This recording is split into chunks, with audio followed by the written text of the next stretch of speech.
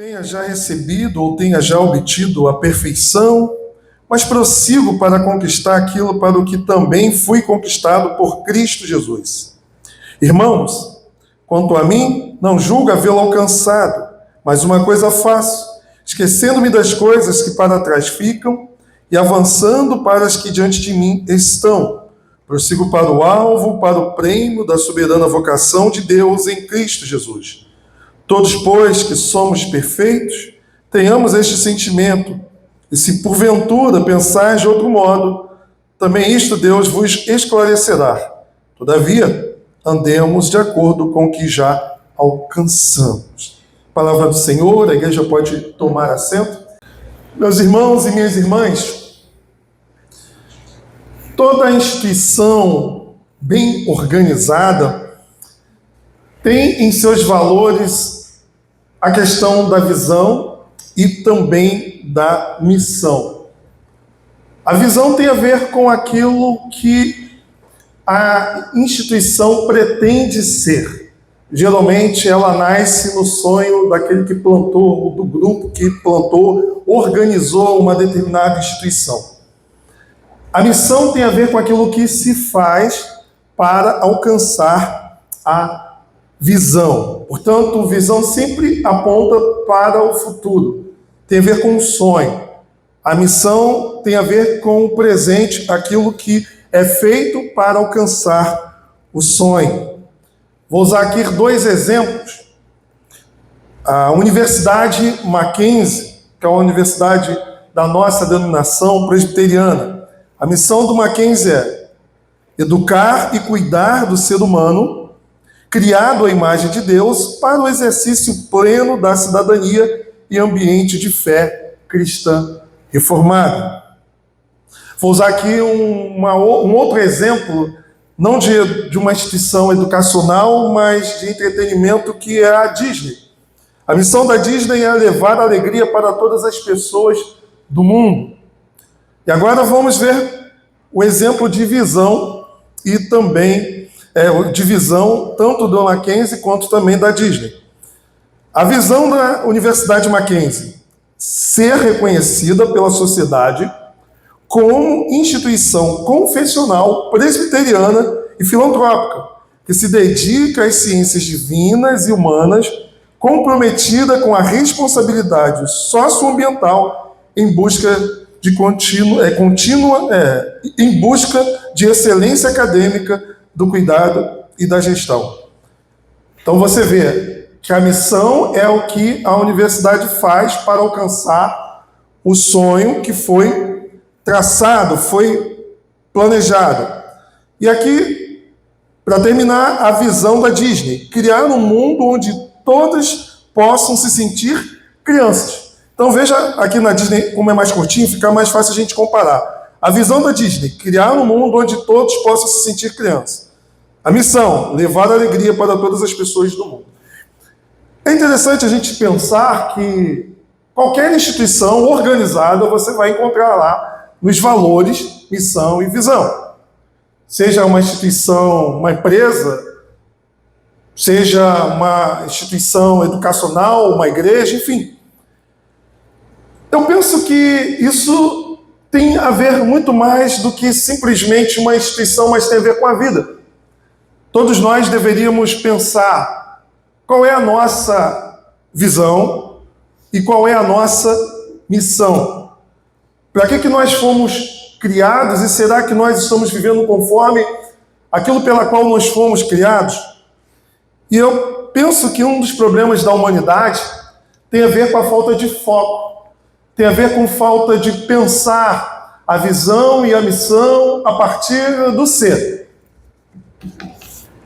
E não somente, como muitos têm feito, a partir do ter.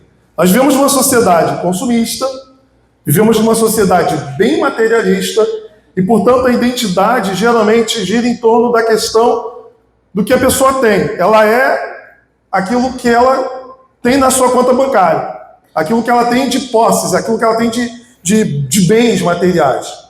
E é interessante que, se a gente pensar desta forma, nós deixamos de ser para muita gente quando a gente deixa de ter. E aí nós precisamos, então, olhar para essa sociedade, cujos valores éticos, morais estão centrados no homem, estão centrados na pessoa, no bem-estar do homem. Quando se fala bem-estar, não significa o bem-estar no seu sentido mais elevado, mas no bem-estar no seu sentido realmente de prazer individual. Nós então começamos a ter uma deformação daquilo que é o projeto, é o plano de Deus para nós. E quando a gente então pensa em missão e visão a partir do ser, eu creio que esse texto ele nos propõe uma reflexão sobre a nossa espiritualidade, a nossa caminhada cristã, se nós estamos de fato pensando e refletindo a nossa vida naquilo que Deus quer para nós e naquilo que hoje nós fazemos para alcançar aquilo que Deus quer para nós. Para melhor entendermos o contexto da passagem que nós acabamos de ler, eu te convido a pensar um pouco sobre, pelo menos quase todo o capítulo 3, o contexto que antecede o capítulo, os versos que nós lemos aqui. A carta aos Filipenses, a carta à igreja de Filipos, é uma carta escrita por Paulo, é uma das cartas que nós conhecemos como cartas da prisão, assim como Colossenses, Efésios e Filemão. Possivelmente Paulo escreveu da sua prisão em Roma.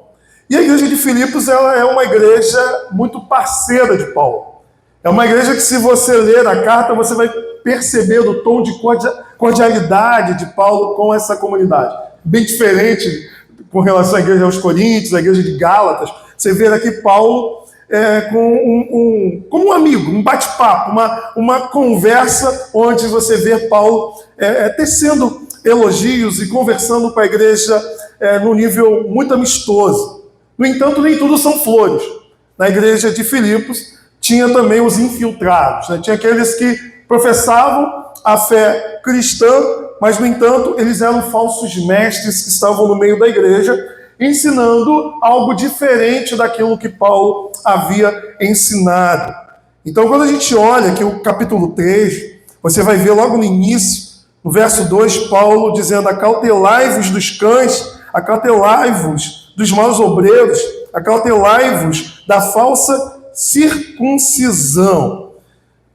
Aqui Paulo ele está exortando a igreja a ter cuidado com esses falsos mestres, que são judaizantes. Nós conhecemos como judaizantes porque eram judeus convertidos à fé cristã, pelo menos nominalmente, e eles acreditavam que a salvação ela não estava suficiente na obra de Cristo, mas que as pessoas elas dependiam também da circuncisão, elas dependiam da lei de Moisés para poder ser salva. A pessoa ela precisava então crer em Jesus e também se submeter à lei mosaica.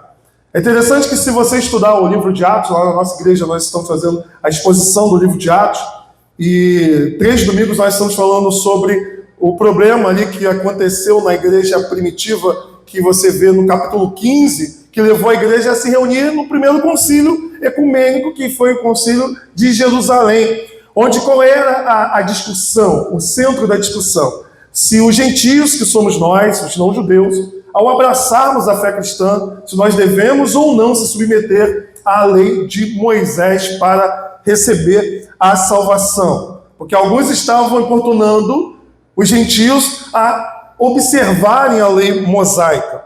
E é o mesmo problema que nós encontramos aqui na igreja de Filipos. Há um comentarista bíblico chamado Ralph Mario, que ele vai dizer o seguinte, que Paulo exorta ao cuidado com falsos mestres, judaizantes, a quem ele denomina de cães. E é interessante observar que os judeus chamavam os gentios de cães. E diferente do contexto atual, quando nós falamos de cães, de cachorro, o cachorro hoje vale mais do que o ser humano para muita gente. Mas no mundo antigo, o cão, na antiguidade oriental, o cão ele era visto como um animal impuro. Tanto é que você vai ver a Bíblia dizendo que os cães não entrarão no reino, Não entrarão no reino. Tem um memezinho engraçado de um gato assim, conversando com o cachorro, e ele está com a Bíblia na mão, e ele diz assim para o cachorro, né? Você sabia que você não vai entrar no céu? Aí o cachorro diz, mas por quê? Aí ele cita o texto, né? Que os cães não entrarão no reino dos céus. Então, a visão de cão, de cachorro no mundo antigo era uma visão negativa, né? Era uma visão negativa, e Paulo está chamando esses líderes que queriam, esses mestres, esses falsos mestres que queriam fazer com que a igreja fosse submetida à circuncisão. Paulo chama de cães, de maus obreiros, de falsa circuncisão. E é interessante, irmãos, pensarmos aqui o que seria a falsa circuncisão. A circuncisão é aquele ritual judaico que Deus instituiu para Abraão, de que ele deveria cortar a parte sobressalente, né, do órgão genital ali masculino, tanto dele, daquele que adere à fé, como também dos filhos, né, como um sinal de pertencimento ao povo de Deus, de aliança. Essa parte sobressalente, essa remoção, é símbolo da remoção do pecado, e assim como há derramamento de sangue, aponta também para a posteridade do Messias, porque a purificação ela está no sangue. E nesse sentido, os judeus eles confiavam muito no ritual em si. Era como se o ritual fosse um fim em si mesmo. Ou seja, o fato de eu ser judeu, de eu ser descendente de Abraão, eu já recebo a salvação, já estou com a salvação garantida. Então eles queriam que os gentios se submetessem ao ritual da circuncisão. E é interessante que Paulo está chamando aqui de falsa circuncisão. Por quê? Porque dava uma falsa garantia. E na nova aliança, a circuncisão, ela não tem valor algum. Paulo vai dizer isso aos Colossenses, porque não é o corte, não é essa cirurgia na carne que dá a entrada do indivíduo à aliança, a pertencer ao povo de Deus. Mas antes, é uma circuncisão espiritual feita por Cristo no próprio coração, cujo batismo é sinal externo dessa realidade, né? Paulo fala isso em Colossenses. Portanto, aquele que se converte à fé cristã não deve passar pela circuncisão, porque a circuncisão é feita por Cristo no coração, é uma operação do Espírito na alma da pessoa, cujo batismo é a pública manifestação externa da graça de Deus. Muitas vezes a gente usa a ideia do batismo como o batismo é a pública profissão de fé. Em parte sim, mas é muito mais uma pública expressão de Deus do que do homem. No batismo não é eu que estou falando, eu sou de Jesus. Não, é Deus falando, tu és meu. É Deus falando da graça dele, é Deus manifestando a graça dele, é Deus como no batismo de Jesus dizendo, eis aí o meu filho amado em quem eu tenho prazer.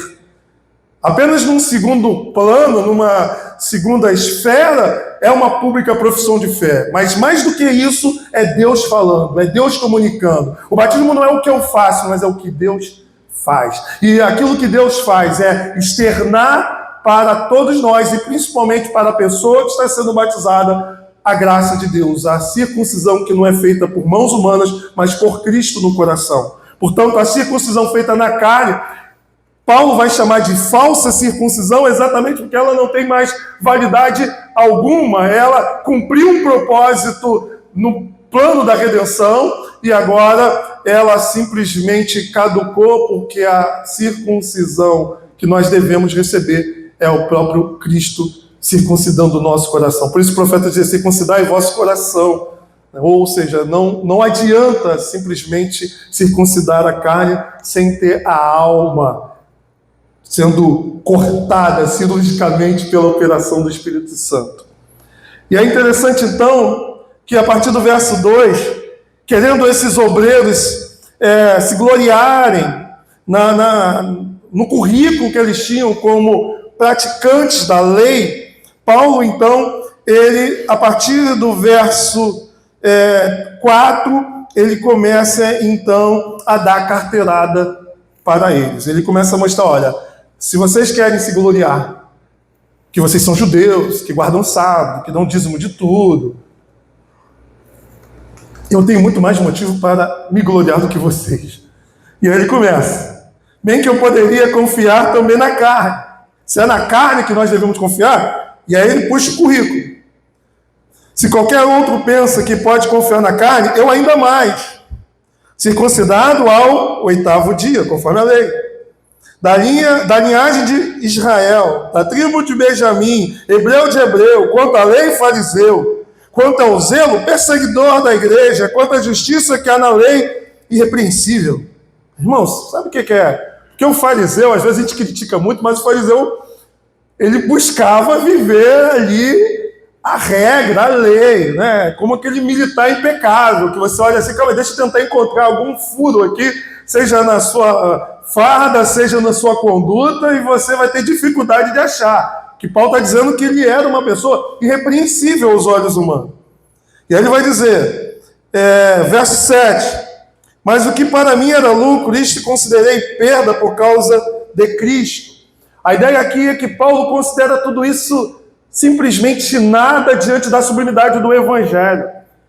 Ele considera como se fosse esterco tudo aquilo que ele poderia, ou no passado ele se gloriava de ter, de fazer. Verso 8. Sim, deveras considero tudo como perda por causa da sublimidade do conhecimento de Cristo, meu Senhor, por amor do qual perdi todas as coisas e as considero como refúgio para ganhar a Cristo. Então Paulo ele diz que todo aquele currículo que ele tinha, todas aquelas questões que ele poderia apresentar para se gloriar diante daqueles fariseus, ele está dizendo, tudo isso é nada diante da verdade de Cristo, diante do Evangelho de Cristo. Tudo isso eu considero como perda. Tudo isso eu simplesmente abro mão por causa que eu encontrei algo muito maior, muito mais sublime, que é o Evangelho. E aí a gente precisa entender o que é o Evangelho. O Evangelho tanto é a história da redenção quanto a pessoa de Cristo.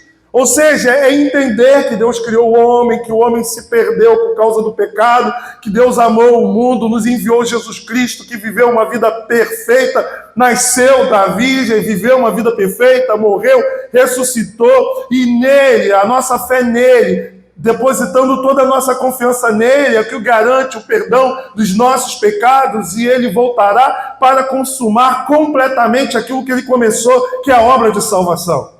Ou seja, é entender essa verdade, é conhecer cada vez mais, não é necessariamente conhecer mais no sentido de amplitude, mas de profundidade daquilo que é a mensagem do Evangelho. Porque o problema de muita gente é querer adicionar a mensagem simples do Evangelho tantas outras coisas, que o Evangelho acaba não sendo quase que conhecido, por conta de tantas coisas que são somadas, são oferecidas juntamente com a mensagem do Evangelho em muitas tradições cristãs ou pseudas cristãs. Mas nós somos convidados a conhecer cada vez mais a verdade daquilo que nos foi revelado, que é o Evangelho, isso que eu acabei de falar, que quanto mais nós conhecemos, mais nos apaixonamos por essa verdade e somos cada vez mais levados a um estado de simplesmente grande alegria em saber que fomos alcançados por essa maravilhosa graça. E nesse sentido, o verso 9, Paulo então ele faz um contraste da justiça que provém das obras, que é fundamentada na lei de Moisés, com aquela que vem da fé. E aí o verso 10 e o verso 11, Paulo então faz essa nossa identificação com Cristo, na morte e ressurreição, e isso sim é a circuncisão espiritual, conforme eu expliquei. Veja o verso 10, para o conhecerem o poder da sua ressurreição e a comunhão dos seus sofrimentos, conformando com ele na sua morte, para de algum modo alcançar a ressurreição dentre os mortos. Portanto, a nossa identificação está em Cristo Jesus, a nossa conformação com a morte dele e também com a sua ressurreição. E aí, Paulo, então, ele avança no texto, diante de uma possibilidade de alguém interpretar equivocadamente o que ele disse, que tem a ver com a justificação pela fé, que tem a ver com receber de Cristo pela fé aquilo que Deus prometeu. Alguém poderia assim então dizer, então todas as bênçãos do Senhor para a vida do cristão, para a vida da sua igreja, está na justificação, está nessa obra inicial dessa circuncisão espiritual, desse batismo que é sinal assim dessa graça, para que não haja nenhum tipo de confusão de que Paulo está dizendo que tudo que você deve receber de Deus, você recebe de uma vez só, no ato da sua conversão. Ele avança no texto. E avançando no texto, nós encontramos os versos que acabamos de ler. E eu quero então aqui provocar algumas reflexões sobre o modo como Paulo, então, ele vai trabalhar essa questão da continuidade da nossa caminhada cristã, com o seguinte tema: as dimensões da vocação cristã. Porque Paulo vai nos apresentar aqui 3 dimensões da nossa espiritualidade, do nosso chamado diante de Deus. E o primeiro tem a ver com o olhar para trás, tem a ver com aquilo pela qual nós fomos conquistados, é o que Paulo fala no verso 12. Não que eu tenha já recebido ou tenha obtido a perfeição, ou seja, eu não recebi tudo de Deus, aquilo pela qual Deus me chamou a obter. Ou seja, eu não sou ainda tudo aquilo que eu deveria ser. E é interessante a gente pensar que nós não estamos falando de qualquer um. Nós não estamos falando de alguém que se converteu ontem, que já está dando testemunho nas rádios e nos programas de televisão, e que está, de repente, bombando aí no YouTube, nos podcasts, porque as pessoas mal se convertem e elas já são, no ambiente evangélico, praticamente colocadas como o guru, o influencer gospel, né? E a gente percebe que a gente está aqui olhando para um homem que tinha um currículo impecável e que, ao ter a experiência de conversão, ele primeiro entra no anonimato. A gente esquece que Paulo, por exemplo, antes de ele estar com os apóstolos, antes de ele começar a aparecer, no sentido de tornar público a sua fé, em termos de pregação, de ministério, Paulo foi para o deserto da Arábia. Ficou 3 anos no deserto. Depois Paulo vai para a igreja. Paulo em Jerusalém não é muito bem visto. O pessoal não confiava muito, né? E o pessoal estava certo. Pode ser um infiltrado, não é verdade? Além disso, você depois vê Paulo meio que no anonimato. E quem é que vai buscar Paulo no anonimato? Barnabé. Foi Barnabé que lembrou de Paulo na igreja de Antioquia. E é Barnabé que traz Paulo para perto. É Barnabé que dá a oportunidade para Paulo se desenvolver.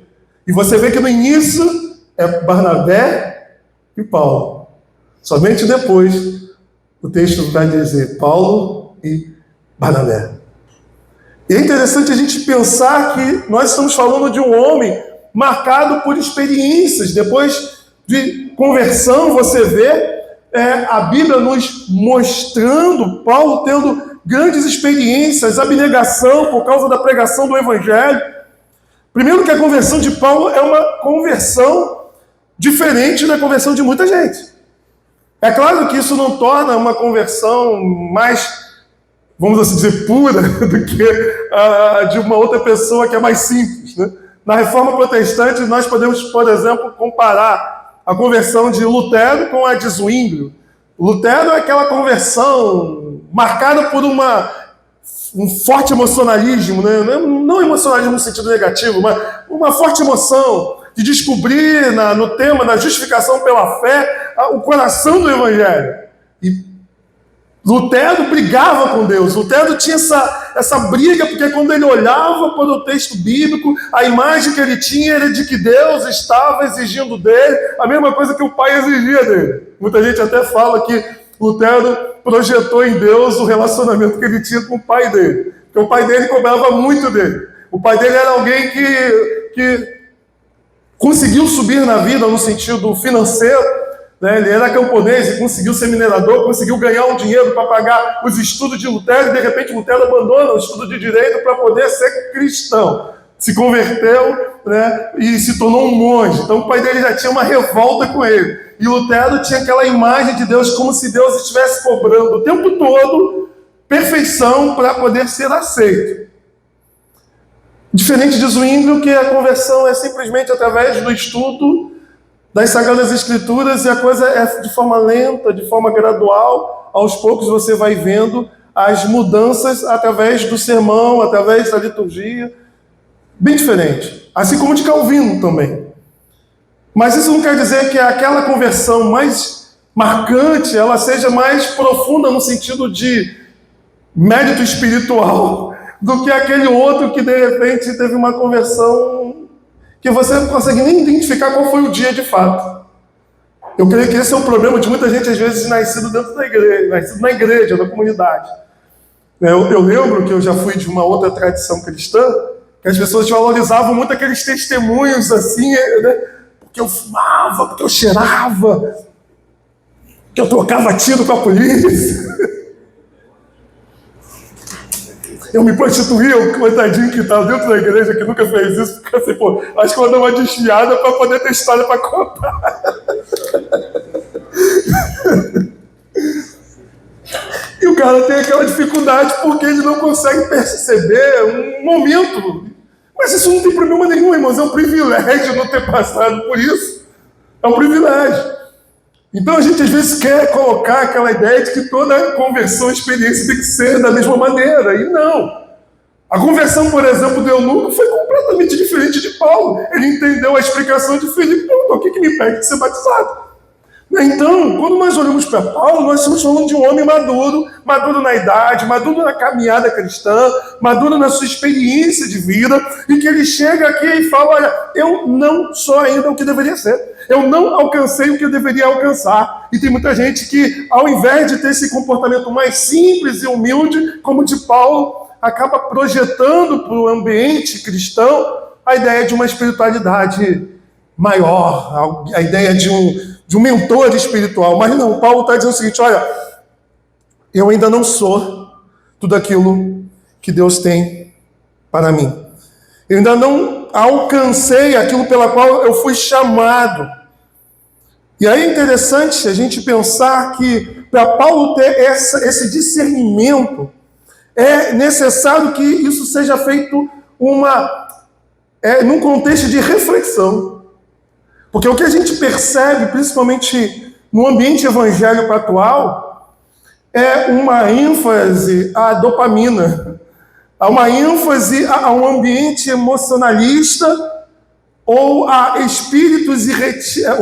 retiros espirituais em que a pessoa ela vai num determinado encontro e fala que teve um encontro com Deus, 10 anos de crente ele teve um encontro com Deus agora, e depois ele diz que, nossa, é tremendo, e aí fica aquela coisa que é uma lavagem cerebral de 3 dias, não é verdade? E aí um indivíduo, ele acha que recebeu a santidade, como se a santificação fosse instantânea, fosse uma experiência única, algo que ele recebeu numa experiência, num culto. É claro que nós podemos ter experiências sobrenaturais num culto, como John Wesley teve quando esteve visitando um lugar onde os irmãos moravam, estavam reunidos, e ele, depois de muitos anos, que era pregador do Evangelho, ele ouviu a leitura do comentário da carta aos Romanos feito por Lutero, ou seja, não foi num louvorzão de worship, não foi nada disso, foi simplesmente na leitura da palavra, ele conta que sentiu o coração dele pegando fogo. Tanto é que a Igreja Metodista, até hoje, ela tem no seu calendário litúrgico o Dia do Coração Aquecido, que é uma alusão à experiência do John Wesley. O que eu quero dizer, irmãos, é que existem questões que nós não podemos simplesmente achar que é uma experiência única que vai tornar toda a diferença em termos de santificação.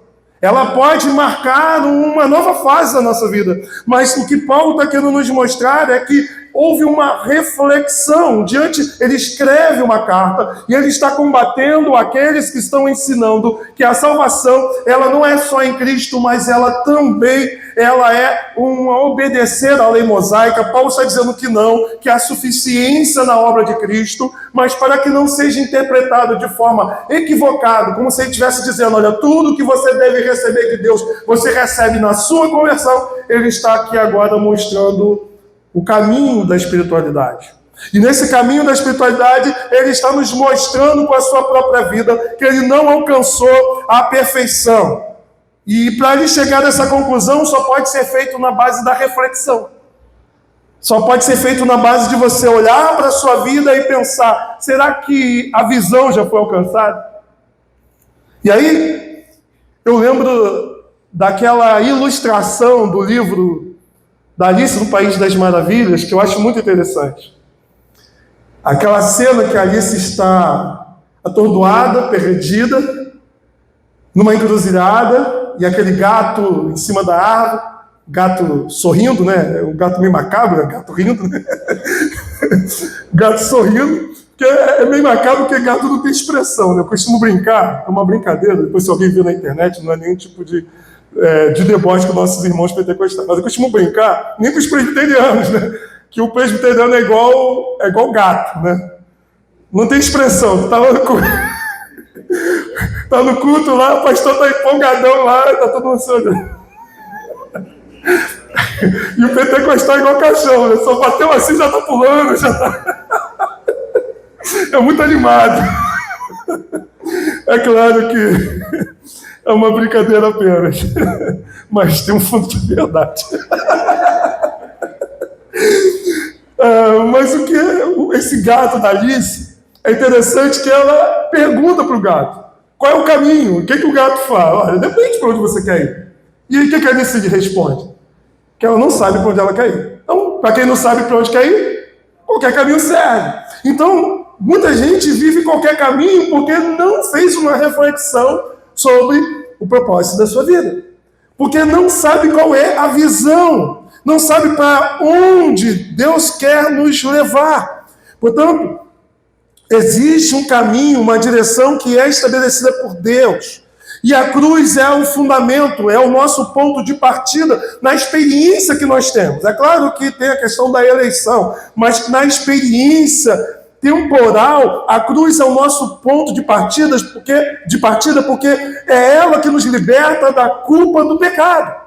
A justificação, aquilo que Paulo fala em Romanos 5, verso 1, justificado, pois, mediante a fé, temos paz com Deus. A justificação é o ponto de partida, porque nós passamos a ter um novo status mediante a nossa experiência de justificação. Ou seja, como é que nós mudamos o nosso status diante de Deus? Quando Deus olha para nós e nos considera justos. Isso ele não faz mediante a nossa obra, ele faz mediante a obra de Cristo.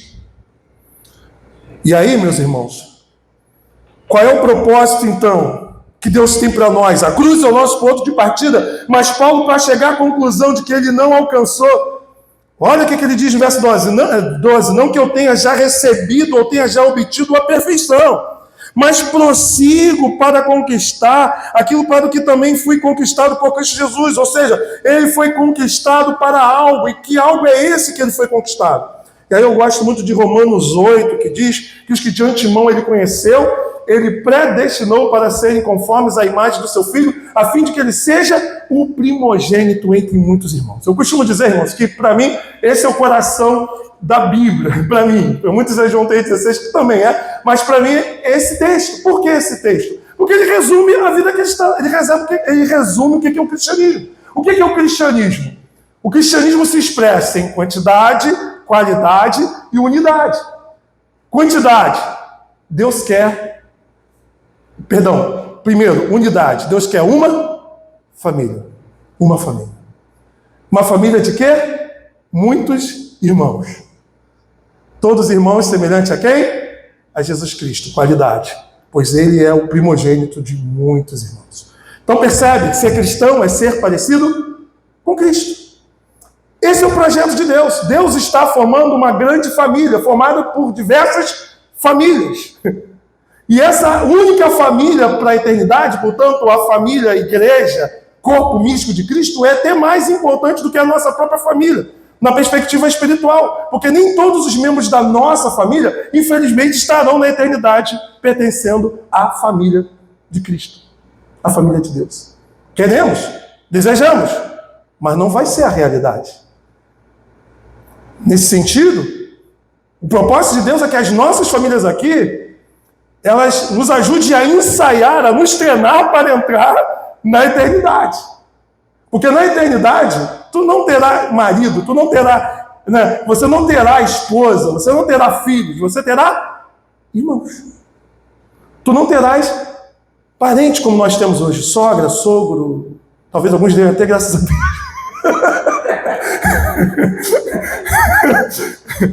O que nós teremos, também que minha esposa está aqui hoje, o que nós não teremos, o que nós teremos são irmãos.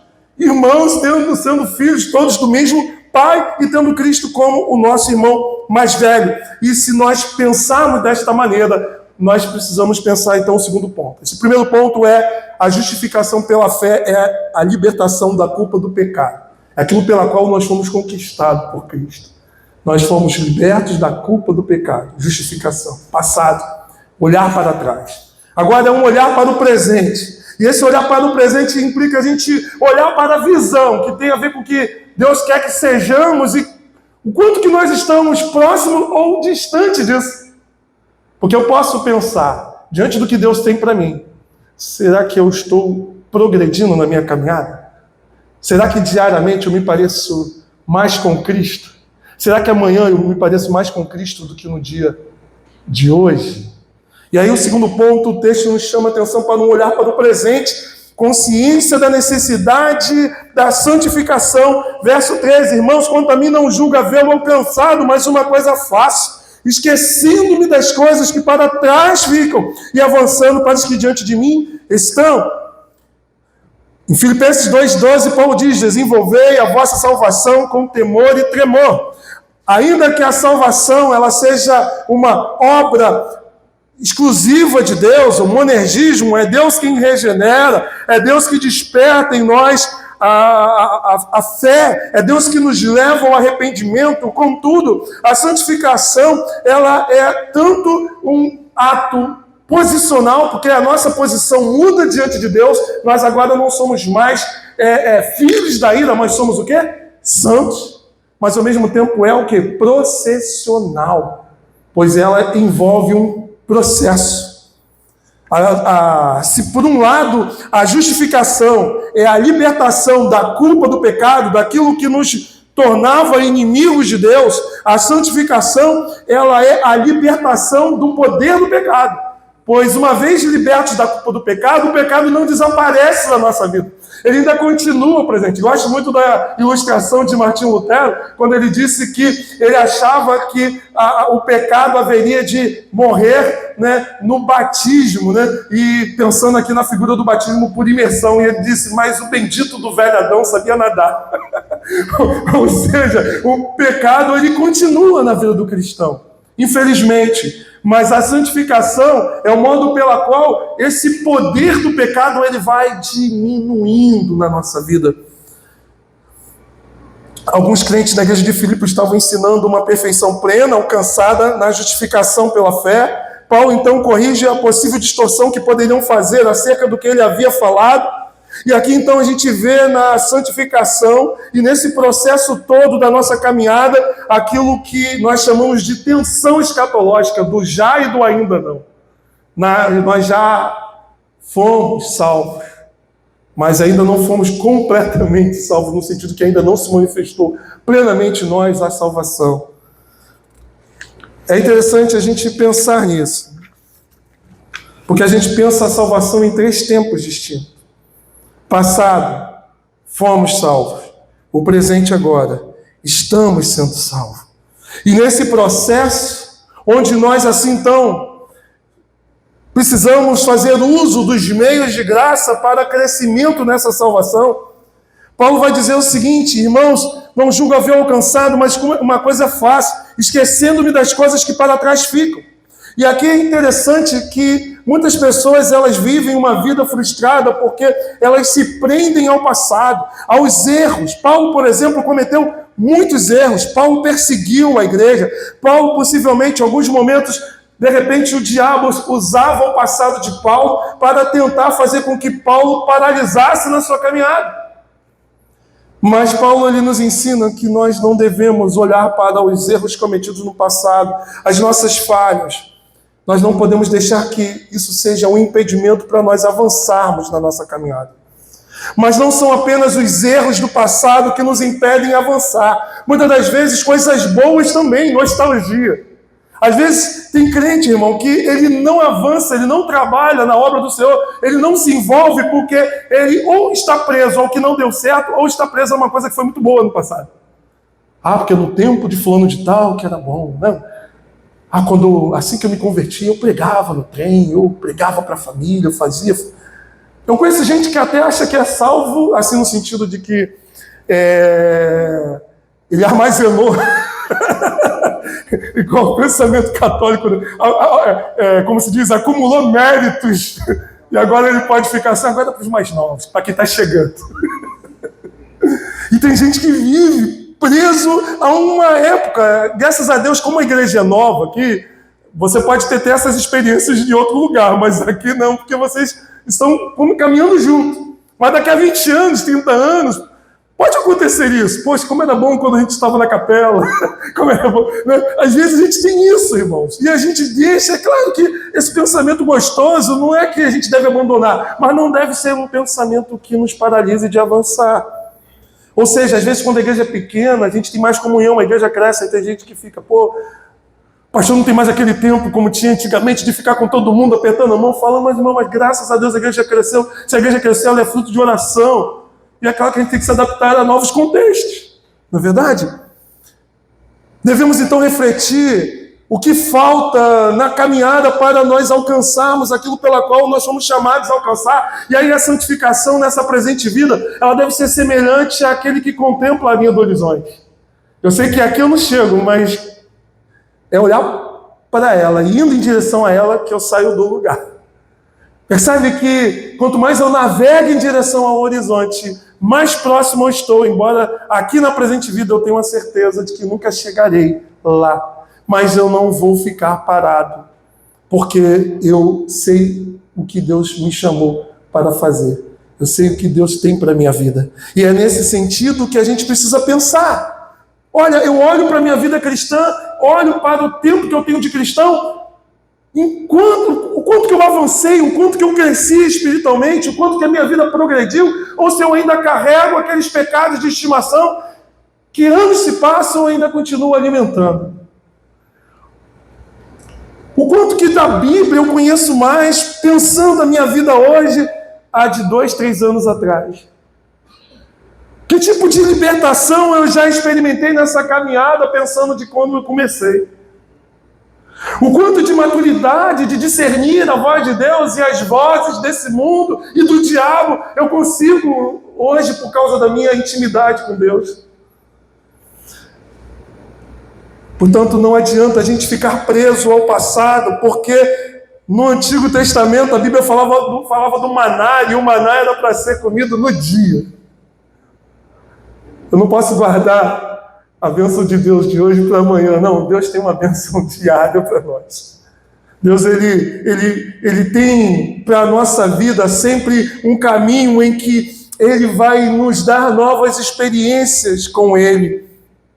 E para isso é necessário que seja feito um diagnóstico, parar a nossa vida, às vezes no momento, se você tiver oportunidade, faça às vezes um retiro pessoal e tenha esse olhar para dentro de si mesmo, refletindo sobre os avanços, sobre os retrocessos da sua caminhada cristã. Saber que pode melhorar diariamente é algo que a gente não pode deixar de considerar na nossa caminhada. Eu posso ser um melhor filho, eu posso ser um melhor estudante, eu posso ser um melhor líder, eu posso ser um melhor pastor, eu posso ser um melhor presbítero. Ou seja, e quando a gente fala ser o melhor, a gente não está falando de competição. O que nós estamos falando é de nós darmos o nosso melhor, sermos a nossa melhor versão.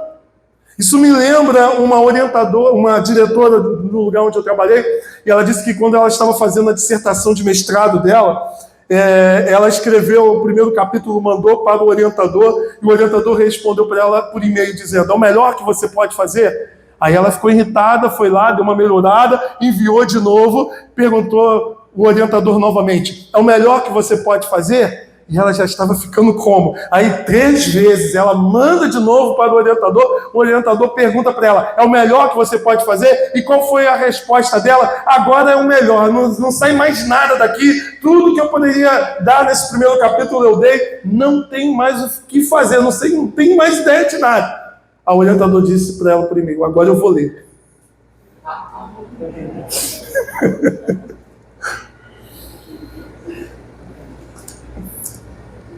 terceiro e último capítulo, última dimensão da nossa vocação, do nosso chamado, é um olhar para o futuro, é um olhar para a frente, é um olhar para aquilo que Deus tem para nós. É o que nós falamos sobre visão tem a ver com o futuro.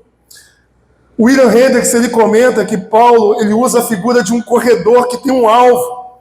A palavra prosseguir aqui no grego dá a ideia de caçar ou de se esforçar, como um corredor, um atleta que se esforça para alcançar a linha de chegada. O texto diz, olha, prossigo para o alvo, para o prêmio da soberana vocação de Deus em Cristo. É como se fosse um corredor, alguém que está correndo e está se esforçando todos os músculos do corpo para tocar na linha de chegada. Essa é a imagem.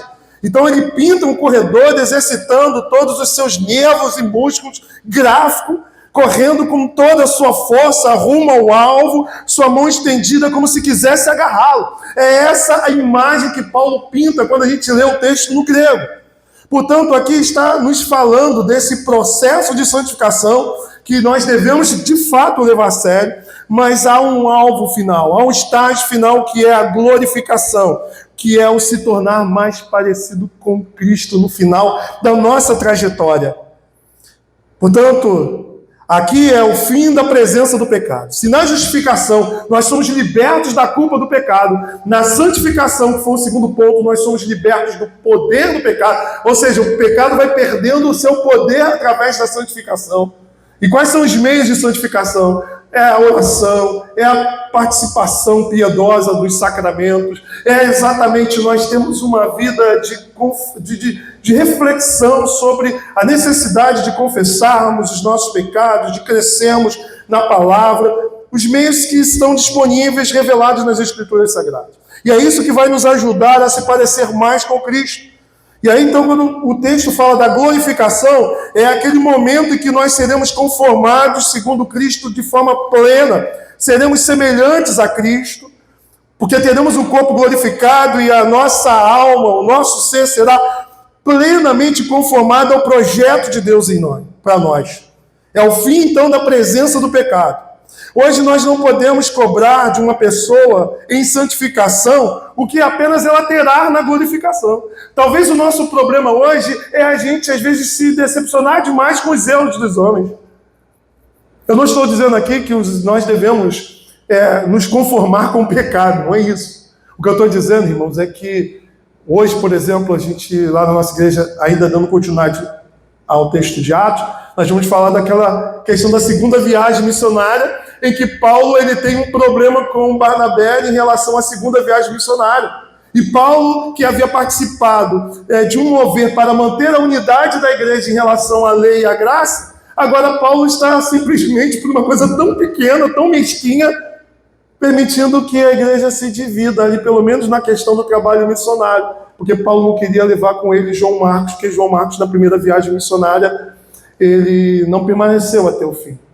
Você vê, como que pode um gigante da fé, como Paulo, ser um raquítico, um anão, numa questão tão pequena, com uma posição tão fácil de se contornar? Então, o que eu quero dizer é que, às vezes, a gente olha para um gigante da fé e quando a gente vê alguns defeitos, algumas falhas, a gente, às vezes, se decepciona porque a gente está esperando nele aquilo que só podemos esperar do glorificado, daquele que já alcançou da glorificação. E é interessante que na vida cristã, irmãos, a gente precisa ter esse olhar escatológico, esse olhar para frente, esse olhar para o futuro. É viver na expectativa da bendita esperança, que não tem a ver com carro novo, que não tem a ver com novo iPhone, que não tem a ver com casa própria, que não tem a ver com aprovação no concurso público, mas tem a ver com a eternidade. Tem uma irmã da igreja que sempre fala, nós devemos gastar mais o nosso tempo naquilo que tem cheiro de eternidade. Porque, meus irmãos, nós podemos viver aqui e alcançar e sonhar, ter sonhos pessoais E precisamos entender que tudo que nós fazemos aqui nesta presente vida deve ser para a glória de Deus, porque Paulo diz: quer comais, quer bebais, tudo nós devemos fazer para a glória de Deus. Portanto, o nosso trabalho deve ser para a glória de Deus, o casamento deve ser para a glória de Deus, o ter filhos deve ser para a glória de Deus, o ganhar dinheiro deve ser para a glória de Deus, o entretenimento deve ser para a glória de Deus. E se a gente coloca a glória de Deus como um fim da nossa realidade, nós podemos viver, meu irmão, a nossa vida aproveitando o que ela tem de melhor e trabalhando muito, mas sempre visando que todas as coisas que nós temos, nós apontamos para a glória de Deus. E apontar para a glória de Deus não é ficar igual papagaio no culto dizendo glória a Deus, glória a Deus, glória a Deus. Não, mas é fazer com que Deus seja revelado através daquilo que fazemos no dia a dia. Isso é viver para a glória de Deus. Agora, quando nós olhamos para essa dimensão escatológica, nós precisamos então olhar que Paulo está nos ensinando que a vida cristã, ela não é estática, ela é dinâmica, e ela exige de cada crente uma expectativa, e essa expectativa, ela não é uma espera na própria esperança, mas ela é um viver esperando a revelação dos filhos de Deus que se dará quando Cristo voltar. Mas enquanto Cristo não volta, eu vou caminhando como se estivesse indo em direção ao horizonte. E é nesse sentido que nós somos chamados, então, a amadurecermos diariamente na nossa caminhada. Diariamente, somos chamados a crescer nessa graça, a desenvolver essa salvação. Portanto, devemos olhar para o alvo final, independente das lutas, das crises que nós passamos no presente.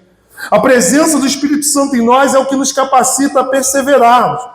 Ele é a antecipação da glória do mundo vindouro. O Espírito Santo nos ajuda a nós não permitirmos que a consciência das nossas imperfeições nos desmotive na caminhada. Se você pecou, caiu naquele mesmo pecado que você vem caindo constantemente, meu irmão, não abandone, conforme foi falado aqui na liturgia, de você estar na congregação, porque uma hora você vai vencer.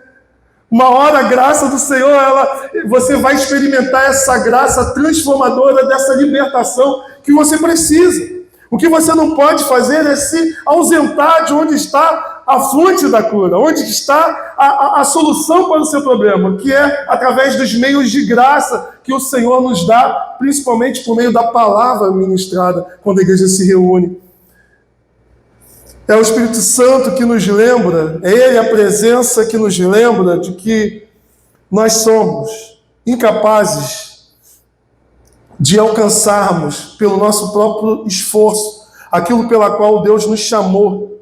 Porém, é pela graça, puramente pela graça, que nós, de fato, alcançamos, porque fazemos uso daquilo que o Cristo nos concedeu para crescermos na salvação que nos é dada gratuitamente no Evangelho. Portanto, nós somos cidadãos dos céus, não podemos esquecer disso. E o verdadeiro cristão, ele não deve se sentir confortável a esse mundo deve ser para nós estranho, que se nós estamos avançando e progredindo na caminhada cristã, cada vez mais a realidade do presente século vai se tornando estranha para nós. Deus nos chamou para uma vida de excelência e tudo que devemos fazer, oferecer a Deus, deve ser para a glória dele. E a nossa santificação é um desenvolver diariamente da imagem de Cristo em nós. O nosso esforço não é em vista de sermos amados por Deus. Eu quero deixar muito claro isso aqui, para que não haja confusão do que eu estou falando. Deus não vai te amar mais ou vai te amar menos por causa do que você faz. Você que é mãe, você que é pai, você não ama mais o seu filho ou ama menos o seu filho pelos acertos e pelos erros. Você o ama, independente disso. Deus falou: eis o meu filho amado para Cristo. E em Jesus Cristo nós somos todos filhos amados. Porém, irmãos, quando nós vivemos conforme a vontade dele, nós não somos apenas amados, mas somos aquele filho que dá prazer ao Pai. Por quê? Porque, na verdade, o plano final de Deus é se ver em nós. É Ele olhar para você e se ver. O plano final é que você seja um espelho dele mesmo. Deus se vê através do ser humano conformado à imagem de Cristo. No verso 15 e 16, Paulo diz que todos que já somos maduros tenhamos esse sentimento que Paulo expôs aqui. Do contrário, Deus iluminará, andemos à luz do que já compreendemos. Portanto, fomos salvos, justificação, libertos da culpa do pecado. Estamos sendo salvos, santificação, libertos do poder do pecado. Seremos libertos da presença do pecado na glorificação. E aí sim, a visão será, vamos assim dizer, alcançada, atingida. E o que nós devemos fazer hoje?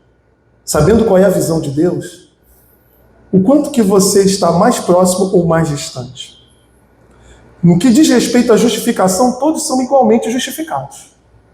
Mas no que diz respeito à santificação, existem aqueles que se parecem mais com Cristo do que outros, porque se permitem crescer mais no desenvolvimento dessa graça.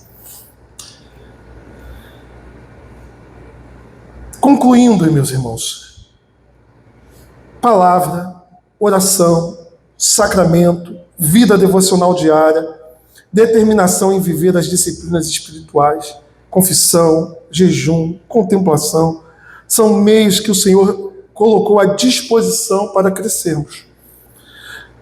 Deus nos escolheu para sermos parecidos com Cristo, é o que Paulo fala no início, ele foi conquistado para isso. Amanhã eu devo mais me parecer com Cristo do que eu me pareço hoje, nesse sentido. Precisamos buscar glorificar a Deus em todas as áreas da nossa vida. É como se a gente pensasse, como que Cristo agiria no meu lugar nessa determinada circunstância, nessa determinada situação.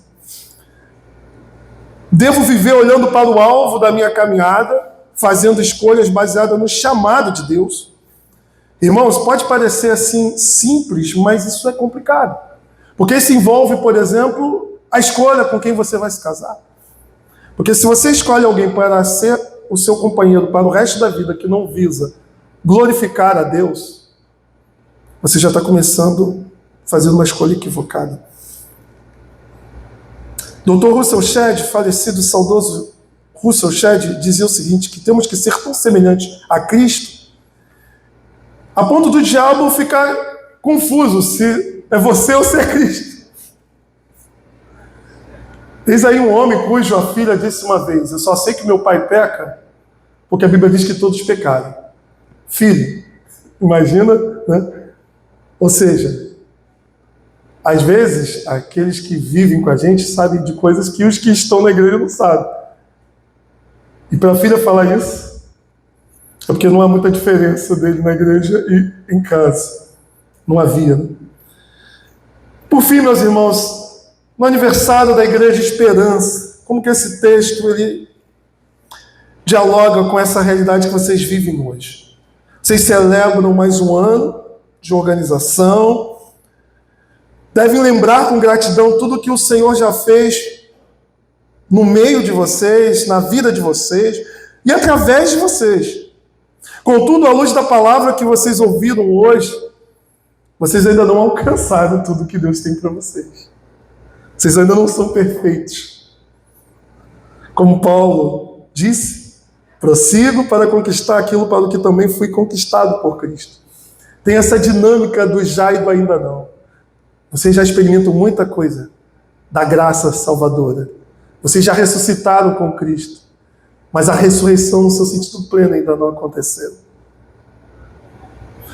A história de vocês não termina aqui, é só o começo, se Cristo não voltar. O passado deve inspirar.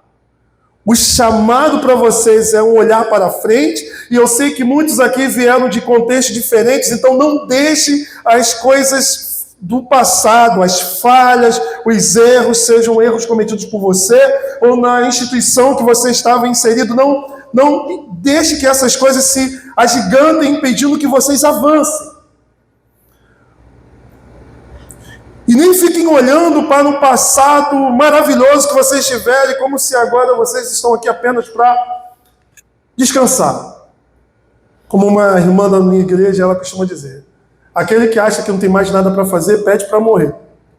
Porque já não tem mais nada para fazer aqui, então já está na hora de subir. Trabalhe, que o nosso descanso não é aqui. O alvo não é apenas a gente manter as nossas tradições reformadas, cristãs, saudável como nós temos, esse púlpito sadio que vocês têm, mas o alvo é a maturidade, a fidelidade ao Evangelho e a ser conformado a Cristo. Então, busque ser mais semelhante a Cristo diariamente na vida de vocês. Que este aniversário não apenas seja uma celebração de mais um ano, mas seja um marco de compromisso renovado. Que seja uma forma de renovação desse compromisso, da segunda dimensão do que você faz hoje. Que vocês possam seguir unidos, com os olhos fitos em Jesus, correndo a carreira até o fim, para que por meio da vida de cada um de vocês e da vida desta igreja, Cristo seja glorificado. Para que ano que vem, ao celebrarem 7 anos, que vocês estejam mais parecidos com Jesus do que o dia de hoje.